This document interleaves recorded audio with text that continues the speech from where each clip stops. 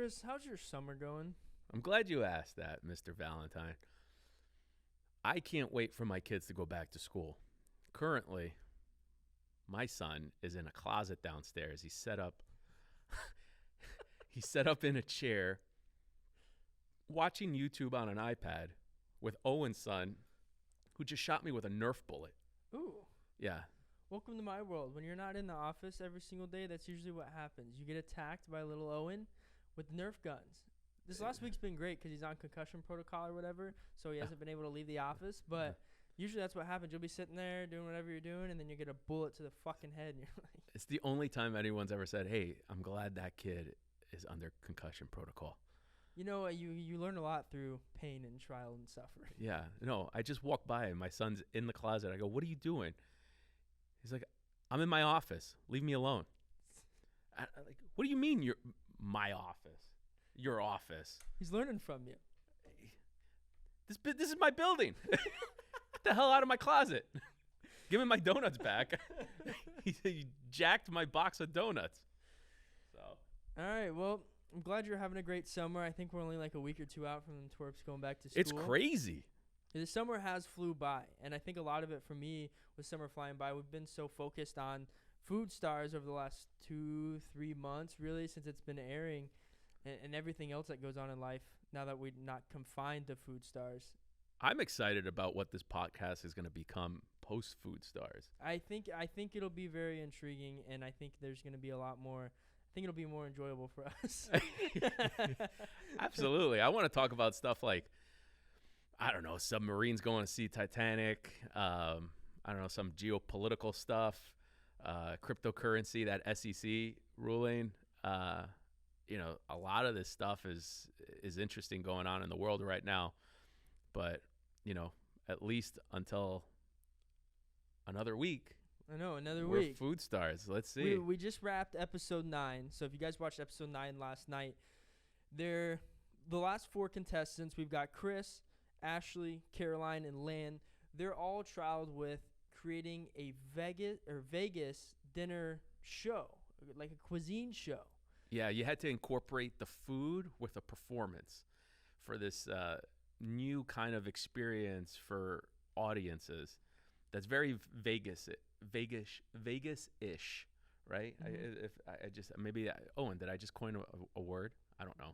Vegas-ish. Yeah. And so I will say, and I know you got eliminated at episode 8, right? Challenge 8. So you weren't there when we shot it. That was the hardest challenge thus far.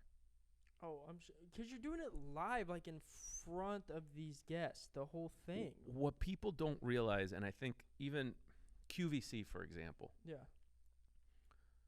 We have 20 minutes to figure out which products we're going to introduce, create a script, no training, no nothing, and go up in front of, you know, a live audience and go pitch. Right.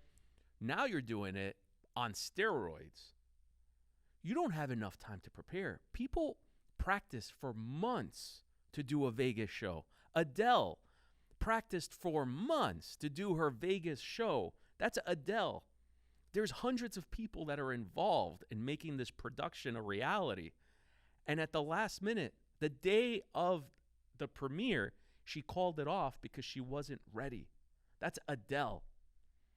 Now think about Chris Canick, Lan Ho, Caroline DeMore, and Ashley doing this in 24 hours. It's crazy, man. It's a shit show at the end of the day. I mean, it's like those people that no matter how much you practice, they still have their doubts going into every performance that they have. You guys have 24 hours. You all have to pick a dish. For some of you, you don't even have food experience to know how this dish is going to cater towards whatever act you guys have. Yeah. You're in, we're in, and then we're out. And when you're doing a production, there's a lot of communication and trial and error to figure out what's going to resonate with the audience to make a successful production. Mm-hmm. We don't have that. We don't have that benefit. No. That luxury. No. Really, because it's Make a decision, go and execute. So anybody out there that's saying, you should have done this or you should have done that, fuck you. That's how it is with the whole TV show, though, in reality, because you get put in these situations throughout every single challenge, and I almost would say, to my opinion, every week they got increasingly more difficult or more comprehensive, and it could have been because the lack of people as you go on, and there's less people to rely on, but now you're doing an act. Each of you, this is the week before you go into the finale, and you survived, but so you had to do cocktails and a green fairy performance. Oh, don't remind me about the green What's fairy. going through your head as you're stepping on stage? You got Wayne Newton. Now, I had to Google who Wayne Newton is. What was your thoughts on Wayne Newton? Wayne Who is Newton? this guy? Newton? Newton? Is a fig Newton? Yeah. He kind of looked like, since I moved to California, he kind of looks like a lot of the people around here, just like a lot of plastic surgery and Botox. Dude, I've got so much to say about that, but behind the scenes stuff. One thing I want to touch on before, and this is what I don't think they captured on camera. Nobody knew on production. I was deathly ill during the entire challenge. From before we actually knew what the challenge was that night, I spent hours on the toilet puking my brains out. I was so dehydrated. I lost 14 pounds. Holy shit. 14 pounds in like 5 days. It was crazy. When I was done with that performance and we were finally done and we were behind the tent, I laid down. My back was killing me. I was dehydrated. I hadn't eaten anything, I think, in like 48 hours. And our PA, Janae, shout out Janae. Love She's Janae. like, and Desi, our mom, during the whole thing, they're great. They looked at me, they're like, what's wrong with you? Should we get the medics out here? And I was like, no. So I was like, it's just my back. So they came over, they gave me a Gatorade. I said, just give me a croissant if there's a croissant somewhere. I need something hard, something that's going to absorb stuff in my stomach. And so I ate a stale croissant, half a stale croissant. And Janae's out there, she'll know. I think it was a stale chocolate croissant. And I drank a little bit of a Gatorade, and then I went off to go do my interviews. And the medic came over and said, what's wrong? I said, it's just my back. And they're like, here, take an ibuprofen. I'm like, great. That's exactly what I need for my stomach right now. And I took an ibuprofen, and then I remember I'm sitting laid out on a chair. I'm sick as shit, but I pulled it all together for the challenge. Right. Gordon comes out from behind the tent, and he goes, you did great. One more time, and I just pop up because that's just my trigger. And I pop up, and I'm like, ready to go. Let's fucking do it, Gordon. But that's my button, my on and off, right? And I was so sick. I really had to pull it together. The other part of that challenge was we're down to our final four. In previous challenges, you could see people hide, and people may not have performed as well. But because their teammates performed very well, they could hide, and so their team wins. Mm-hmm. But they necessarily might have been the weakest competitor that week, absolutely. Right? But they're saved. They get they're like immunity,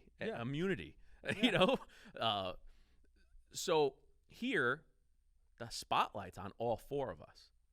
There's no safety. There's no safety. So that's why, even though I was sick, even though I'm puking my brains out, I didn't sleep for 2 days. Literally awake. The night before of the actual challenge, I'm trying to memorize my lines, realizing that I picked the wrong performer, and the weight of the success of my portion, my segment, was going to be based on my performance because she couldn't sing.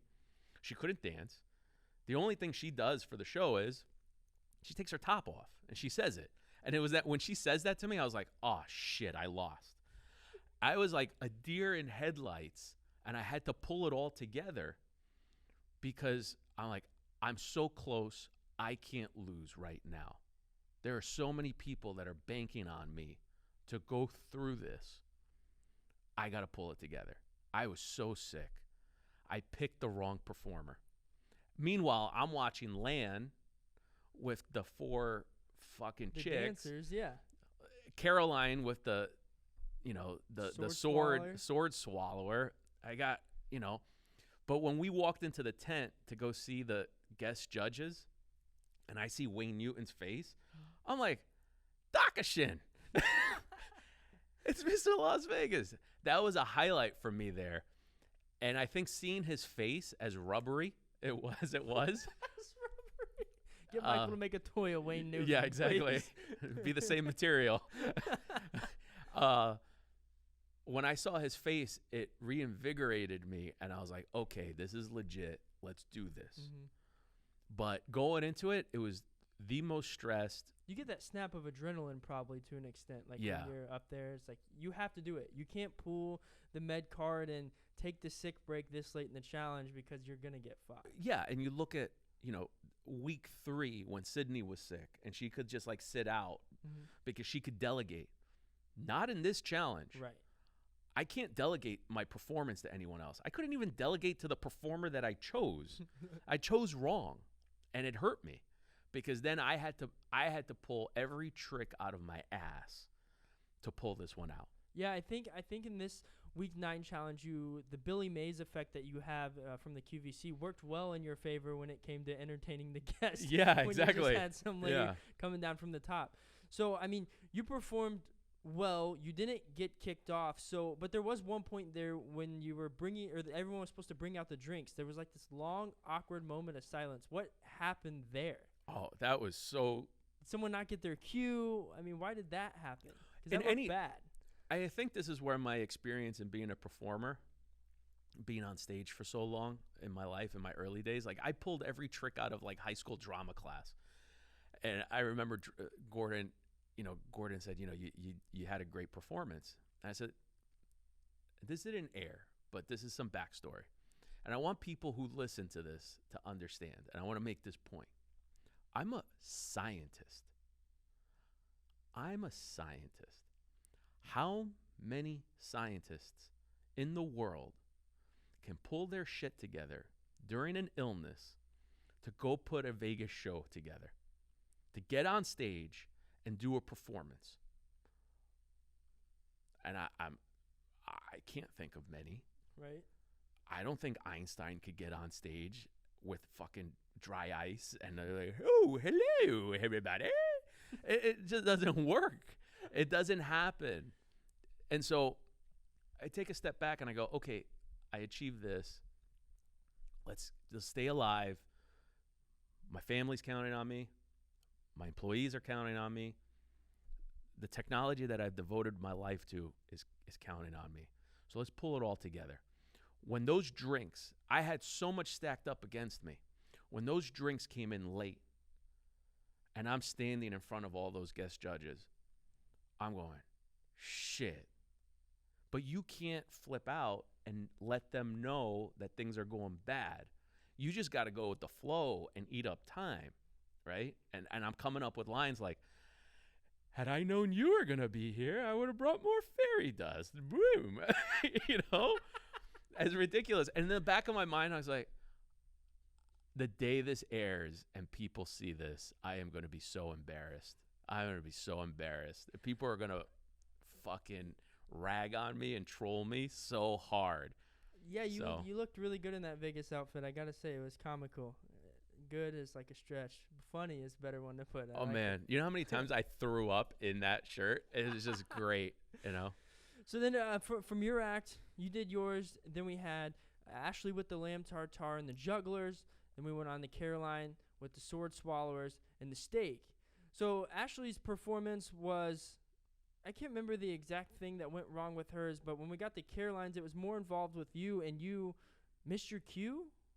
Yeah, there's some controversy. Caroline getting real snappy and pissed all of a sudden. Yeah. What the fuck, Chris? Yeah, I know.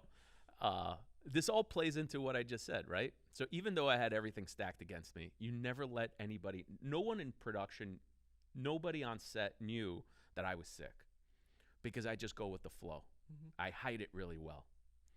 So what does being sick have to do with you missing your cue? Because, good point. Yeah, I'm trying to make an excuse right now. Yeah, go fuck yourself. They didn't bring my drinks on time, so I had to eat up time and play it off. Right. So I got to play off that I'm sick, that I'm good. I got to play off that I'm energetic and I'm a performer. I got to play off that my drinks aren't on time and they're fucking my segment up. I could flip out. I didn't flip out. With Caroline, we agreed on a cue. She has a difference of opinion, but she wrote it out. She wrote out everything to the T. And if you want to hear Caroline's opinion on this, it'll be coming out after this episode. So just stay in tune. We got Caroline coming in. But the only analogy that I have how Caroline wrote out her segment, and this is a wrestling reference, Macho Man Randy Savage was known in the industry as just writing up every spot in the match. WrestleMania 3, his match against Ricky Steamboat, is considered one of the best wrestling matches in all of wrestling history. Widely regarded. Okay. Ricky Steamboat tells a story. He wrote out everything. There was no improvisation allowed with Macho Man. He wrote out everything. That's what Caroline did. She wrote out everything. There was a cue. She told me, I had the piece of paper in my pocket, what the cue was. I'm standing there waiting for the cue. I know Caroline. In business, you got to know the animal that you're dealing with, right?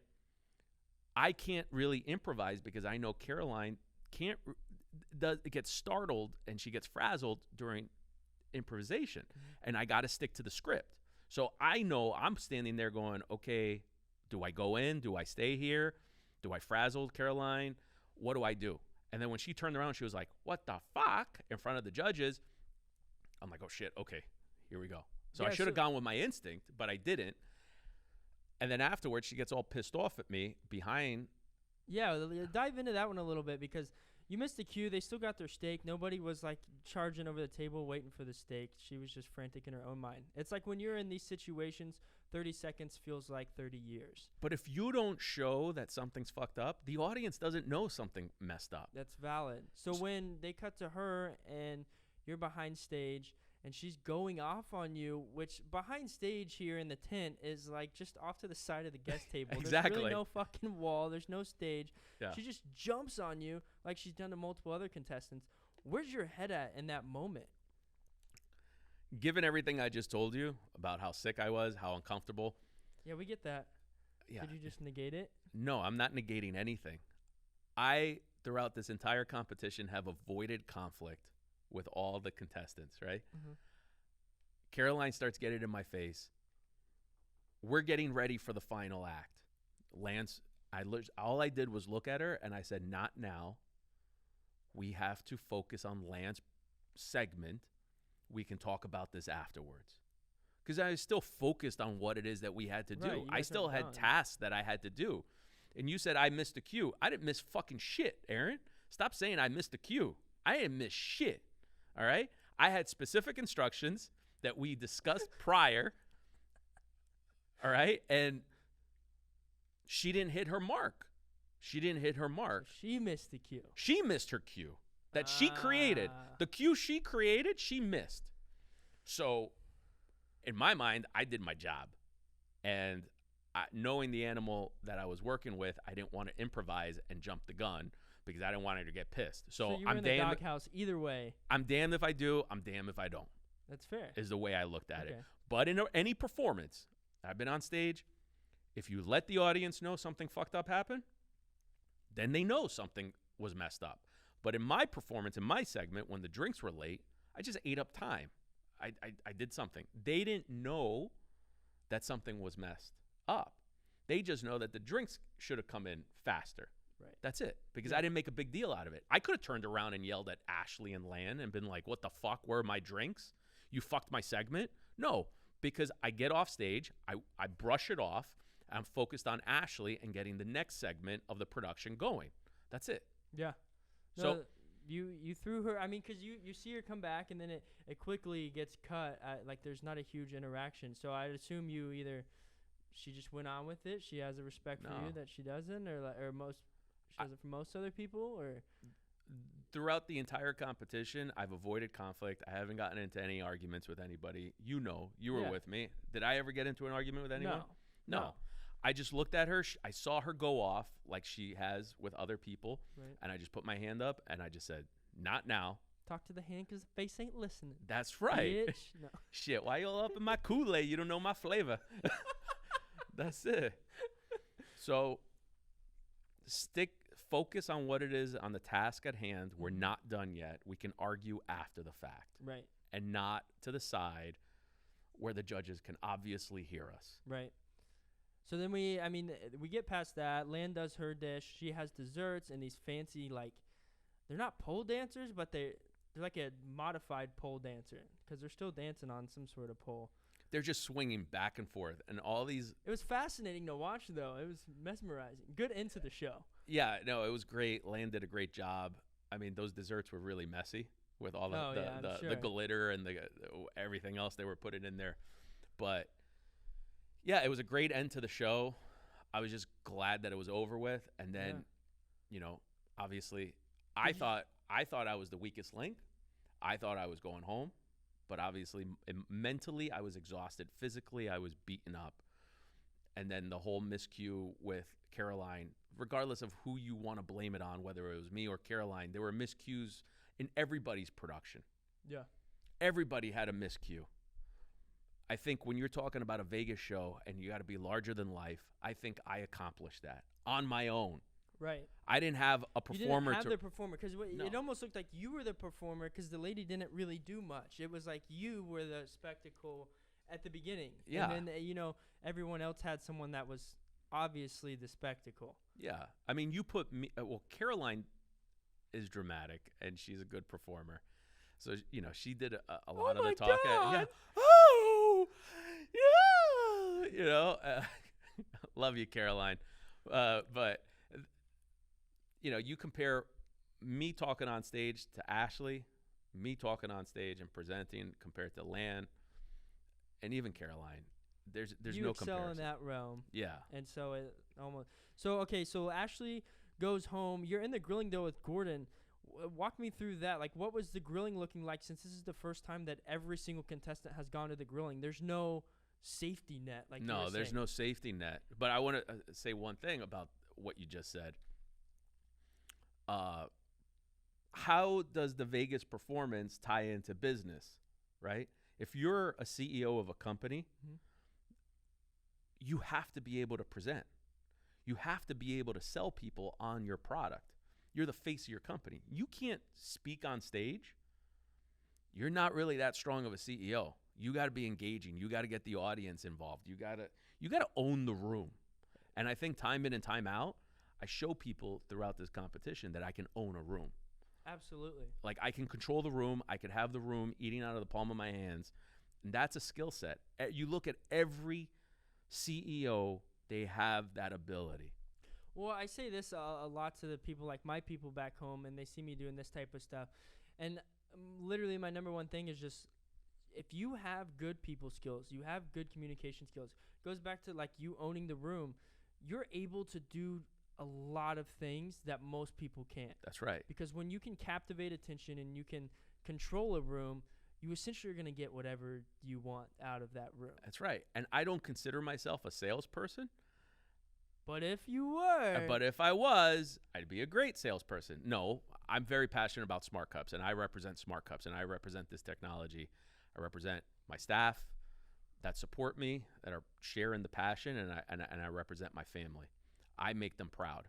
And so I believe in this, and that's why it becomes easy for me to own a room because I believe in what I stand on. You have a stack of evidence that backs up that's what right. you're saying. But if someone said, "Hey, Chris, go sell a vacuum," I wouldn't really be able to. I wouldn't be passionate. Can this suck as hard as I can suck? And exactly. Like, but if you look at the whole, did you really just say that? All right.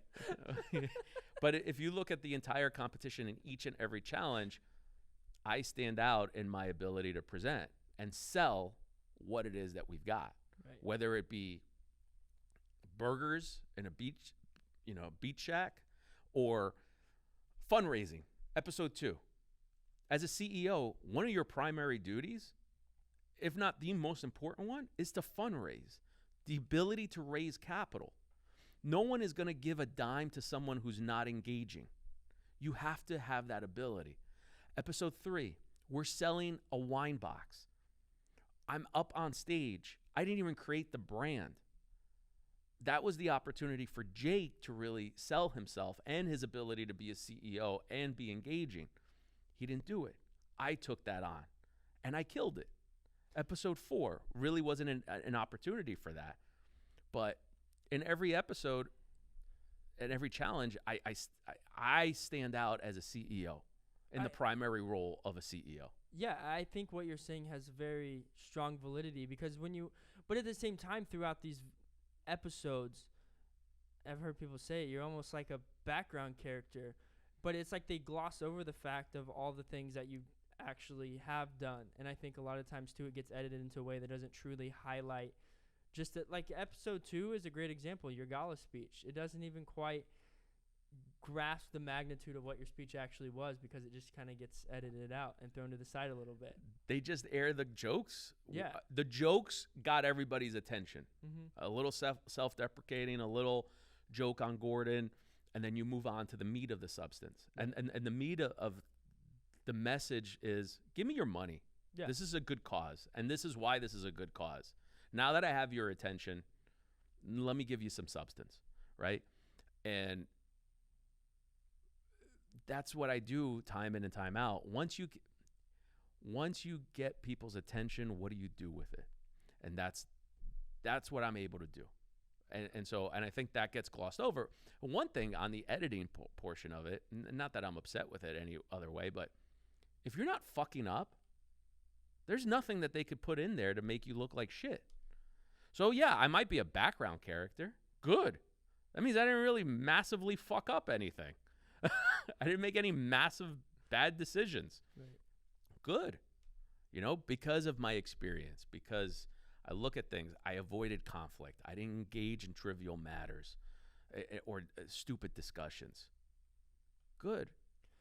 Do you feel that Ashley was the most deserving to get kicked off in this week's episode? Listen, I think Ashley was a strong competitor. She's got a great skill set. Yeah. She avoided conflict for the most part. I mean, she had her little moment, which I think would be a liability in business to use a public forum as a place to air your dirty laundry. But I think she was a strong competitor. People are going to have different opinions. Right. Caroline should have gone home. Ashley. But I think in that challenge, she had some miscues. Yeah. I think, QVC, she was able to really show her presenting skills. And she's good. She's good for that. She's a mom. She resonates with the QVC audience. I think for Vegas, she's a wrong fit. Yeah. And I think she took for granted her performers and didn't really incorporate it more creatively in there. So this was really a challenge in, can you present and how creative can you be in a short window? And that's what we had to all do. And then when you talk about now we're getting the grilling and it's all 4 of us, it's the first time that all 4 of us, every contestant is being grilled. Mm-hmm. No one's safe. No.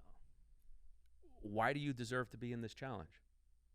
Who deserves to go home? Was this the most nerve-wracking grilling you've been a part of, as far as you go into the grilling and you come out and you're waiting for the results, knowing that it was like anybody in the room could go home? And not only that, it was to go to the finale? Yeah. Yeah. There's a lot on the line. There's a lot at stake. And I'm the one guy there. Yeah. I'm the one guy. I mean, by your own fault, but yeah. Yeah, sorry. I mean, Royal Rumble rules, every man for themselves. I'd like to say that QVC, let's just talk about that for a second. Hey, Tony says you should go home. You say Tony should go home, and I just walk by and do the old Hulk Hogan flipperoo and just flip that's them what I'm both wondering off. with this grilling. You were used to throwing somebody under the bus, someone to blame. So you've got to do it here too. It's interesting just to see, the ratio of who blames who to go home and then who actually goes home when everybody's at stake here. Yeah. But so Ashley goes home. We're looking at now. Which was shocking. Yeah. None of us thought that Ashley was going home. None of us. We thought Ashley was a shoo-in to go to the final. Well, she goes home, and it's shocking. But now the table sits Chris, Caroline, Lan, Gordon's at the other side. How do you feel going into the finale in next week's episode with Caroline and Lan, do you feel that they're stronger competitors? Would you have rather gone against someone like Ashley over Lan being in the finale? Or do you not give a shit and you're just ready to win? Like, where's your head at? I don't give a shit who my competition is at the end of the day, whether it's pancakes, coffee, or pizza sauce. That's how I see it. You know, in terms of being a CEO, I have more experience than all three of them combined. In business, I have more experience than all three of them combined. And I'm hoping that Gordon sees that and he's seen the professional. Yeah, there have been people who say, hey, you're a clown, you come off as goofy. Shit, you got to be entertaining and you can't take life completely serious all the time. Right. But throughout the entire challenge, I feel that my business skills outmatch everybody else's. And my thought process and my strategy mind outperform everybody else's. And so I'm really not too concerned about who my competition is, whether it was be Caroline, Lan, Ashley, doesn't matter. At the end of the day, I look at their products and I know what my product is, and I know my product trumps everybody else's. You know, pancakes, great. I love the fact that you're passionate about what you do. I'm passionate. I love the fact that you're passionate about Vietnamese coffee. I love the fact that you're passionate about your family business and you're extending that with your pizza sauce. But I sit on a technology that nobody else on the planet can do, right? Can execute on. So what's the value? My biggest concern is if Gordon picks one of the other two, will that devalidate Smart Cups? That's my biggest concern right now. For Gordon to sit there and say, you know what, I'm going to pick coffee or I'm going to pick sauce. That's the status quo. How does that devalue the innovative aspect of Smart Cups, where we're trying to push through and disrupt the status quo, and in this moment, he picks the status quo over us. So you're going into the finale now thinking, not only is it, make it or break it for a $250 investment, your credibility, you feel, is on the line. There's Absolutely. A whole added stress to what you're doing. Yes. With one decision, Gordon can wipe away nearly 11 years of my work. So that's the way I see it. You took a bold task coming on this show and stepping away from the business for, the extended period we were there. It's a risk. You had to know going into it, though. I mean, you had to have thought about this beforehand. Were you confident enough to win the show going into it, knowing that it would devalidate your technology if you lost? Going into it, yeah. I had those ideas. I made those considerations going into it. I always just thought at some point I would get kicked off for undercooking something, blah, blah, blah, right. which doesn't have a direct impact on Smart Cups. Right. Okay. Right. And so I said, okay, so now there's no hiding. Right. This is choosing time. Right. Do I go with something that's innovative and breaking the mold, or do I go with something that's status quo? Now this is make it or break it, and this is the most stressful time for me in this entire competition. And which is crazy because I'm just getting off of being sick and having to carry my own performance. But now I carry the weight of representing Smart Cups and this technology. And in one decision, Gordon can shit on everything. And that's the way. So more than the 250, I'm looking for validation. And I'm more afraid of getting devalidated here. All right. So we're going into the finale next week, guys. Well, I hope you enjoyed episode 9. I know I enjoyed watching it from home. It was entertaining. It was a Vegas show. You weren't there. It was Vegas, right? Yeah. No, it was the first one I wasn't there. It sucked to not be there, but to watch it on TV, I definitely had my questions. Living through it and then seeing how things get edited, I'm like, so what did they miss on the TV show that was raw and juicy that didn't get put in? Like, well, here you want some juicy behind the scenes stuff. So before you go into your grilling, they have us in a holding period, pattern, right? And we're supposed to not talk to each other and whatever. Caroline already did her grilling, and Caroline, God bless her, but she wasn't very good at staying quiet.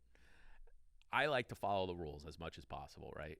And she looks at me, and I'm standing to get fresh air in the holding area. And she looks at me, and she goes, "Who did you tell Gordon to go home?" And I looked at her, and I said, "You." And she looks at me, and she goes, "What the fuck?" So there was an even a second fight. And I just look at Caroline. I'm like, "Caroline, you yelled at me. It was unprofessional. Who do you want me to pick? You're the obvious person. Come on." That's it. And then she goes, "I guess you're right." This is why we love Caroline. All right, guys. We thank you for tuning in. And make sure to watch the finale next week. See if our boy Chris goes all the way to become partners with Gordon Ramsay. This is going to be a stressful one. So I'm excited. And tune in to our Caroline interview coming out this week, as well as Lan will be coming out soon. So lots of hot takes coming on the CEO Playground. Hot takes. Holla. In the place with style and grace, allow me to lace these lyrical douches in your bushes. Who rock grooves and make moves with all the mommies. The back of the club, sipping Moet is where you find me. The back of the club, macking holes, my crew's behind me.